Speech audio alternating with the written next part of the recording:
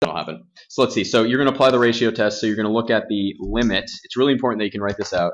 You're going to look at the limit as n goes to infinity of the absolute value of an plus 1 over the absolute value of an.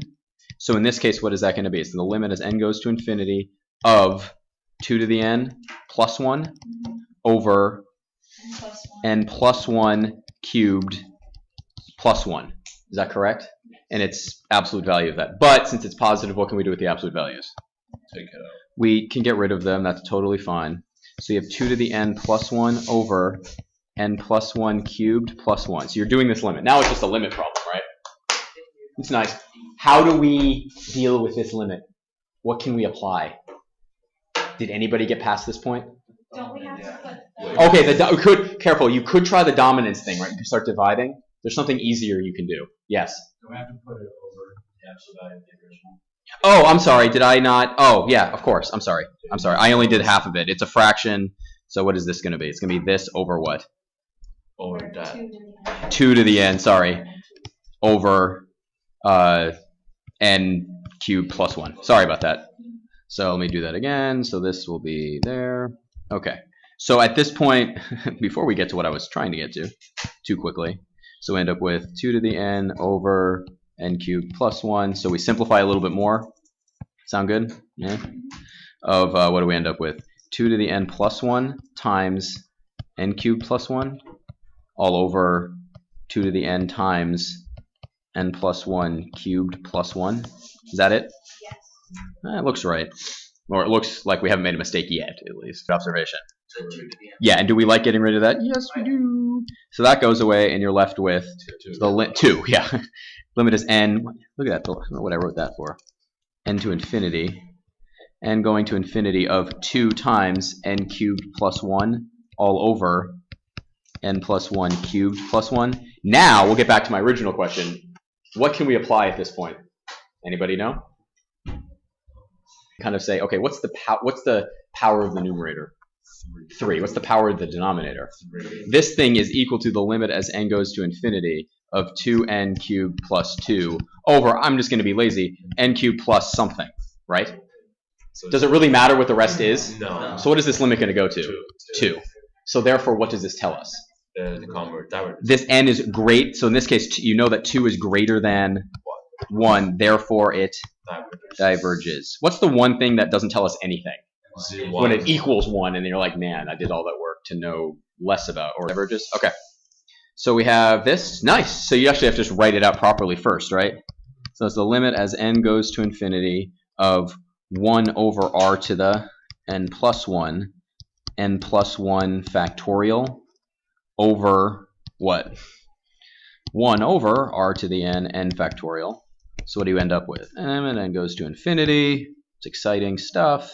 You get r to the n factorial over r to the n plus 1 times n plus 1 factorial. Now what cancels at this point? A whole lot cancels, right? The r, yeah, so you leave it, this is gone and you're left with r. And what's n factorial over n plus 1 factorial? n plus 1. Yeah, it just turns into 1 over n plus 1. So in this case, it tells us that r is greater than 0. So if r is greater than 0 and n is going to infinity, what is this going to? 0. 0 is less than 1, so therefore this. Converges. Have you guys seen that 3 dots thing before? Yeah. That means, why am I writing converges? I'm turning it into a bowling ball. I don't know. Therefore, yeah. Mathematicians love notation. Here we go. So the first thing is error bound for alternating series. This looks like this huge kind of like intimidating thing. It's not that bad. First thing, let's remember what's an alternating series. What is an alternating? It's going to go plus minus, plus minus, plus minus. And we know that alternating series converge. What's our nice way of finding if they converge? Absolute value. If the absolute value of the terms gets smaller, you know it converges. Is that true about non-alternating series? No. Harmonic series breaks that. You know there's one of your examples, right? But for alternating harmonic series, you know it's going to converge. One thing that's helpful to know is how large the error could be. Like essentially be like how far off the final convergence are you?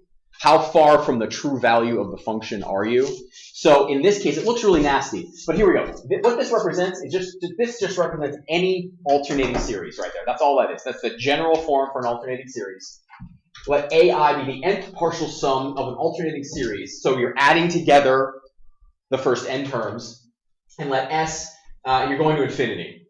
Suppose that an plus 1 is less than an, so it's getting smaller for all n. Then, what does this tell you? It says the difference between S and Sn. S is the actual sum of the series. Sn is the partial sum to n terms. So if you knew what the sum of the series was, that's S. If you went to n terms, it's Sn. What you're interested in finding out is what's the maximum distance you could be from the actual sum of the series. You with me so far? So have we in the past found out the actual sum of series? Sure. Have we found partial sums? Sure. Have we done some partial sums on the quiz today? You did a partial sum for a geometric finite series, right? Ended after 10 terms.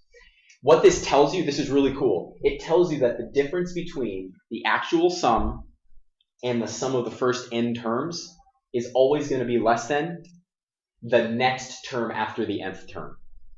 What the heck does that mean?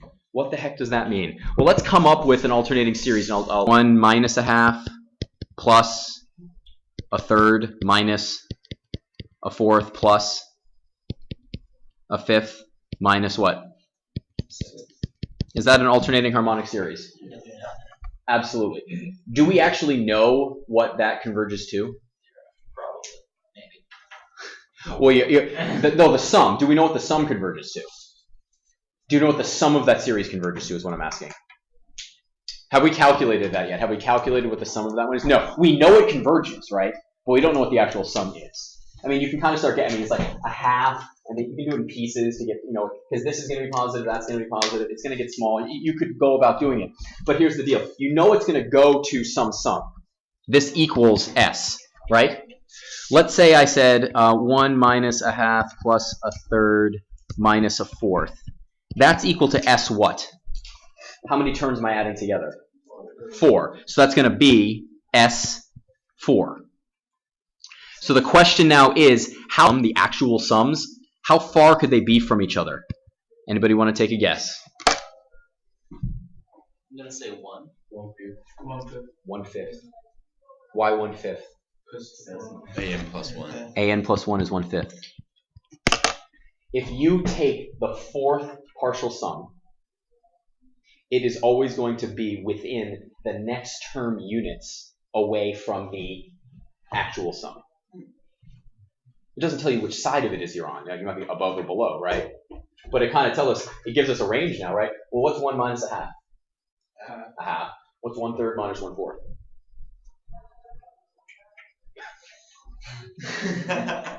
1/12. 1/12. Yeah. What's 1/12 plus 1/2? 1/7. 7/12. So we know the sum. We actually now know something interesting. We know that the actual sum is 7/12 plus or minus a fifth. All you really need to remember is when they're asking you for the error bound of an alternating series, right here, an alternating series, find the next term. That's about it. It looks big and nasty, right? Like, look at this thing. But look what it's telling you. The absolute value of the difference of two things is the distance between them. So all this means is the distance between, so this is the error bound. This is where you are, and this is where it goes if n goes to infinity. It has to be less than the next term. That's it. That's it. It's pretty straightforward. So, well, theoretically, I think I said this to some of you. What's my least favorite word in all of mathematics? Obvious or clearly. Why are those words horrible? You're reading a book, and it's explaining something to you. And it goes, da da da da da da, and it goes, clearly x is 7, right? Either you've already realized it for yourself, and you don't really need the book to tell you good job, right? Or you don't see it, and the book just insulted you. You will run into college math textbooks that are like super condensed, and like they strip all the extraneous stuff out. Clearly, the normal space intersects this. And you're like, no, it doesn't. It's not clear. I can't yell at you. You're an inanimate object. Okay, so it's never used clearly. It's just not a good word. Exciting. Last thing, the last term you're going to see is this. Keeping these straight is kind of hard. It's harder than it should be, at least in my head. We say that the series AN is absolutely convergent if both the series and the absolute values of the series both converge. We say it's conditionally convergent if AN converges, but the absolute value doesn't. Your great example is very frequently the harmonic series. You know that the alternating harmonic series converges, but does the harmonic series converge? So therefore, is it conditionally convergent or is it absolutely convergent? Conditional. It is conditionally. So the alternating harmonic series is conditionally convergent. Does that make sense? So you just need to keep these straight, and they're so similar that it'll mess you up a little bit. Just remember that, okay? Just remember, and there's good examples right here. I think they give you this. Yeah, it's the 2. And then this one right here, the alternating p series with p is equal to 2, so 1 over n squared. Does it matter if it's alternating or not? No, because it's a p series with p greater than 1, so therefore the series must converge. So does it matter if it alternates or not? No, it doesn't matter. Alternating actually helps you out a whole lot, right? You don't need the help, is all it's saying. You don't need the help.